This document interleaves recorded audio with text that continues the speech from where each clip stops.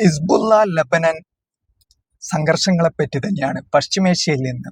കഴിഞ്ഞ ദിവസം ഐഫൈ തുറമുഖം, അതായത് ഈ ഇസ്രായേലിന്റെ പ്രധാനപ്പെട്ട ഒരു തുറമുഖ നഗരമാണ് ഐഫൈയിലേക്ക് ഇറാഖിൽ നിന്നുള്ള റെസിസ്റ്റന്റ് ഗ്രൂപ്പിന്റെ ഡ്രോണുകൾ പതിച്ചതായിട്ട് വാർത്തകൾ പുറത്തു വന്നിട്ടുണ്ട്. അതിന്റെ ദൃശ്യങ്ങൾ പുറത്തു വന്നിട്ടുണ്ട്.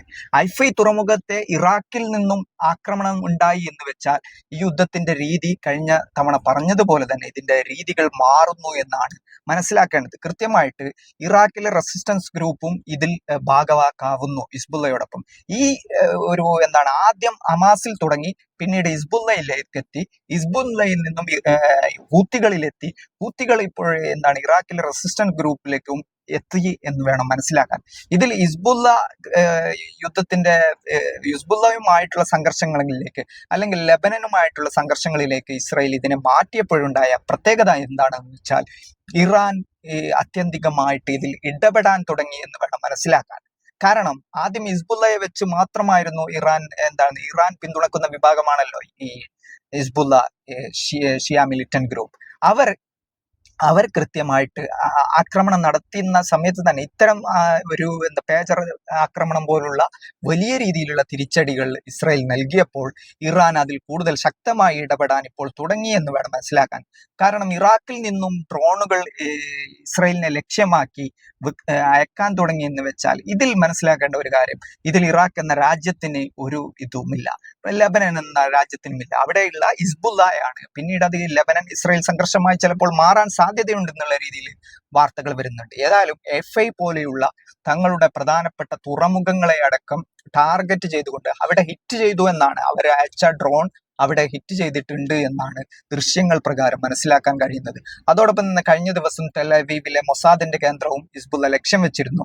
ഈ ഇസ്രായേൽ ചെയ്യുന്നുള്ളത് ലെബനനിലേക്ക് കരയുദ്ധവും വ്യോമാക്രമണവും ഒന്നിച്ചു നടത്താനുള്ള തീരുമാനങ്ങളിലേക്ക് തങ്ങൾ എത്തുമെന്നുള്ള സന്ദേശം ഇസ്രായേലി സൈന്യത്തിന്റെ മേജർ ജനറലിൽ നിന്നും ഉണ്ടായിട്ടുണ്ട്.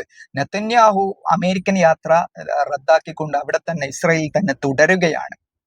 ഏതായാലും ഈ ഒരു സംഘർഷങ്ങളുടെ അവസാനം എന്നുള്ളത് ഇസ്രായേലിനെ സംബന്ധിച്ചിടത്തോളം നിർണായകമാണ്. അത് കഴിഞ്ഞ വീഡിയോയിൽ നമ്മൾ പറഞ്ഞിരുന്നു. അപ്പോൾ കഴിഞ്ഞ ദിവസം ഈ ഇറാഖിൽ നിന്നും ഈ ഐഫൈ തുറമുഖത്തേക്കുള്ള ഇതിലേക്ക് പതിച്ചതായിട്ടുള്ള ഈ ഒരു ഡ്രോൺ ആക്രമണം ഇസ്രായേലും സ്ഥിരീകരിക്കുന്നുണ്ട്. അവരും ആ കാര്യം സ്ഥിരീകരിച്ചിട്ടുണ്ട്. അതുകൊണ്ട് തന്നെ അതോടൊപ്പം തന്നെ സിറിയയിലെ പല വ്യോമ മേഖലയിൽ നിന്നും ഇസ്രായേലിനെ ലക്ഷ്യം വെച്ചുകൊണ്ടുള്ള ആക്രമണങ്ങൾ ഉണ്ടാകുന്നുണ്ട്. അപ്പോൾ ഈ ഒരു ഇസ്രായേലിന്റെ ചുറ്റുഭാഗത്തു നിൽക്കുന്ന രാജ്യങ്ങളിൽ ആയുധശേഷി കൊണ്ട് കുറവാണെങ്കിലും മറ്റൊരു തരത്തിൽ പറഞ്ഞാൽ ഈ പോരാട്ടം വിവിധ തരം റെസിസ്റ്റൻസ് ഗ്രൂപ്പുകൾ, പോരാട്ട സംഘങ്ങൾ ഏറ്റെടുത്തിട്ടുണ്ട് എന്ന് വേണം മനസ്സിലാക്കാൻ. ഇസ്രായേലിന് പിന്തുണയുമായി അമേരിക്കയും അതോടൊപ്പം തന്നെ ബഹുമുഖ രാജ്യങ്ങളും ലോകത്തെ വൻ ശക്തികളും തീർച്ചയായും മുഴുവൻ പിന്തുണയും, സൈനികമായും ആയുധമായും സാമ്പത്തികമായും എല്ലാ പിന്തുണയും നൽകുകയും ചെയ്യുന്ന സാഹചര്യത്തിൽ ഈ റെസിസ്റ്റൻസ് ഗ്രൂപ്പുകളുടെ ഇടപെടലുകൾ കൃത്യമായിട്ട് ഈ ഇറാൻ ഇതിൽ ഇറങ്ങി കളിക്കാൻ തുടങ്ങി എന്നുള്ളിടത്തേക്കാണ് കാര്യങ്ങൾ കൊണ്ടുപോകുന്നുള്ളത്. കൃത്യമായിട്ട് ഹിസ്ബുള്ളയെ ഒറ്റയ്ക്ക് ആക്രമിക്കാനുള്ള ശ്രമങ്ങൾ അംഗീകരിക്കില്ലെന്നും അത് നടപ്പിൽ വരുത്താൻ കഴിയില്ലെന്നും അത്തരം ഞങ്ങൾ നോക്കി നിൽക്കില്ലെന്നുമുള്ള സന്ദേശം ഇറാനിൽ നിന്നും ഉണ്ടായിക്കഴിഞ്ഞു. അതുകൊണ്ട് തന്നെ ഈ ഐഫൈ പോലെയുള്ള തുറമുഖ നഗരങ്ങളെ അടക്കം ലക്ഷ്യം വെച്ചുള്ള ഡ്രോൺ ആക്രമണങ്ങൾ ഇന്റർസെപ്റ്റ് ചെയ്യാതെ അവിടെ ലക്ഷ്യം നേടിയെങ്കിൽ തീർച്ചയായിട്ടും ഇസ്രായേലിനെ സംബന്ധിച്ചിടത്തോളം വരുന്ന ആളുകൾ കൂടുതൽ സംഘർഷഭരിതമാണ്. അതോടൊപ്പം തന്നെ ഹമാസിനെ പൂർണ്ണമായിട്ടും ഇല്ലാതാക്കി എന്നുള്ള രീതിയിലുള്ള പ്രചരണങ്ങൾ നടക്കുന്നുണ്ട്. എന്നാൽ കഴിഞ്ഞ ദിവസം ഹമാസിന്റെ പ്രധാന കമാൻഡിംഗ് ഗ്രൂപ്പായ അവരുടെ സൈനിക വിഭാഗമായ ഇസുദ്ദീൻ അൽ ഖസാം പുറത്തുവിട്ട വീഡിയോയിൽ ദൃശ്യങ്ങളിൽ കാണിക്കുന്നുള്ളത് ഇസ്രായേലി ടാങ്കറുകളെ കൃത്യമായിട്ട് ലക്ഷ്യം വെച്ചുകൊണ്ട് അവരൊരു ആക്രമണം നടത്തുകയും അതിൽ നിരവധി ഇസ്രായേലി സൈനികർക്ക് കൊല്ലപ്പെടുകയോ പരിക്കേൽക്കുകയോ ചെയ്തിട്ടുള്ളതായുള്ള വാർത്തകളും ദൃശ്യങ്ങൾ ഇസുദ്ദീൻ അൽ ഖസാം കഴിഞ്ഞ ദിവസം പുറത്തുവിട്ടിരുന്നു. അപ്പോൾ ഹമാസിന്റെ പോരാട്ടവും ഗസയിലെ ചെറുത്തുനിൽപ്പും ഇപ്പോഴും അവസാനിച്ചിട്ടില്ല. ഗസയിൽ ഇസ്രായേൽ പിന്മാറുന്ന മുറയ്ക്ക് അവിടങ്ങളിലെ ഭരണം എന്താക്കുകയാണ്, ഹമാസ് പുനഃസ്ഥാപിക്കുകയാണ് എന്നുള്ള കാര്യം ഇസ്രായേൽ അംഗീകരിക്കേണ്ട അവസ്ഥയിലേക്കാണ്.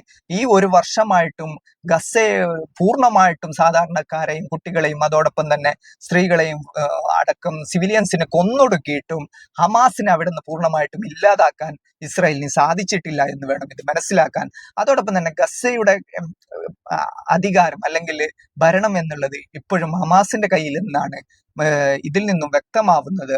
അത് എന്താണ്, ഇസ്രായേലി സേന അവിടെ എപ്പോഴും പിന്മാറുന്നോ ആ നിമിഷം മുതൽ ഹമാസിന്റെ കൈകളിൽ, നേരത്തെ അഫ്ഗാനിസ്ഥാനിൽ സംഭവിച്ചതുപോലെ അവിടെ നിന്ന് അമേരിക്ക 20 വർഷത്തോളം അവിടെ യുദ്ധം ചെയ്ത് എല്ലാം കീഴടക്കി എന്നുള്ള രീതിയിൽ എത്തി കാര്യങ്ങൾ അമേരിക്ക പിന്മാറുന്ന സാഹചര്യത്തിൽ ഒരു ദിവസം പോലും അവിടെ തിരിച്ചു പിടിക്കാൻ താലിബാന് വേണ്ടി വന്നിട്ടില്ല. അതേ കാര്യമാണ് ഇപ്പോൾ ഗസയിലും സംഭവിച്ചു കൊണ്ടിരിക്കുന്നത്. ഏതായാലും ഇറാഖിൽ നിന്നുള്ള ആക്രമണം ഇസ്രായേലിനെ സംബന്ധിച്ചിടത്തോളം കൂടുതൽ ഉടവാക്കുന്നതാണ്.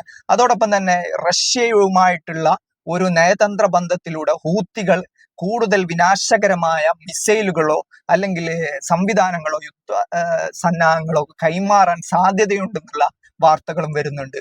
ഏതായാലും ഈ ഹൂത്തികളും കൂടി കൂടുതൽ ശക്തമായ ഇടപെടലുകൾ ഇതിൽ നടത്തിയാൽ ഈ ഒരു ഈ ഒരു സംഘർഷം എന്നുള്ളത് പെട്ടെന്ന് അവസാനിക്കാനുള്ള സാധ്യതകൾ വിരളമായി തന്നെ തുടരുമെന്നാണ് മനസ്സിലാക്കേണ്ടത്.